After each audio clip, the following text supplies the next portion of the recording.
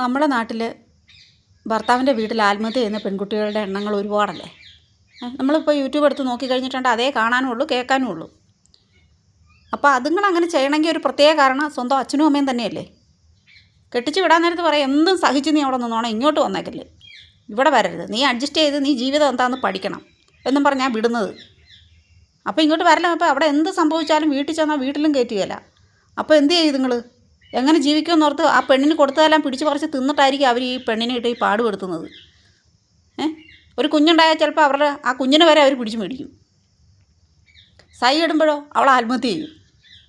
ഇനി ചില പെൺകുട്ടികളുണ്ട്, സൈ കെട്ടും അടുക്കുമ്പോഴത്തേന് വേറെ അവൻ്റെ എല്ലാം കൂടെ പൊക്കളയും. പോകുമ്പോൾ അവളായിരിക്കും ലോകത്തിലെ ഏറ്റവും വലിയ കൊള്ളരുതാത്തവൾ. അപ്പോൾ സൈ കെട്ട അവൾ പോയെന്നാരും പറയുകയില്ല. അപ്പോൾ ഈ അച്ഛനും അമ്മയും ചെയ്യേണ്ടത് എന്താ? അവരുടെ എല്ലാ കാര്യങ്ങൾക്കും ഇടപെട്ട് അവർക്ക് വേണ്ടാന്നുണ്ടെങ്കിൽ നമ്മുടെ കുഞ്ഞിനെ നമുക്ക് 10-25 വയസ്സ് വരെ വളർത്താമെങ്കിൽ പിന്നെ നമുക്ക് നോക്കരുതോ? ഇന്നത്തെ കാലത്ത് പെൺകുട്ടികൾക്ക് എന്തെല്ലാം ജോലികൾ കിട്ടും. അത് അങ്ങനെ പറഞ്ഞു കൊടുക്കണം. അല്ലാതെ നീ എല്ലാം സഹിച്ചവിടെ നിന്നോ എന്നും പറഞ്ഞ് അങ്ങോട്ട് കൊടുത്തു കഴിയുമ്പോഴത്തേക്കിന് പെണ്ണ് ചത്ത് കഴിഞ്ഞാലോ മുന്നിൽ ചെല്ലും കാറിക്കൂവി നിലവിളിക്കാൻ വേണ്ടിയിട്ട് ഈ അച്ഛനും അമ്മയും. അപ്പോൾ അവിടെ ആ ജീവിതം നശിക്കാൻ ഈ അച്ഛനും അമ്മയും കൂടെ കാരണമല്ലേ. അതാരെങ്കിലും ചിന്തിച്ചിട്ടുണ്ടോ?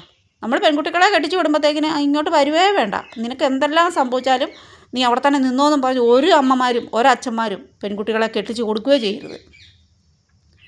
മോൾക്ക് എന്താവശ്യം വന്നാലും അച്ഛനെയും വിളിക്കണം, അമ്മേനെയും വിളിക്കണം, അല്ലെ കൂടപ്പുറപ്പുണ്ട് അവരെ വിളിക്കണം എന്ന് പറഞ്ഞു വേണം നമ്മൾ നമ്മുടെ പെൺകുട്ടികളെ കെട്ടിച്ച് വിടാൻ.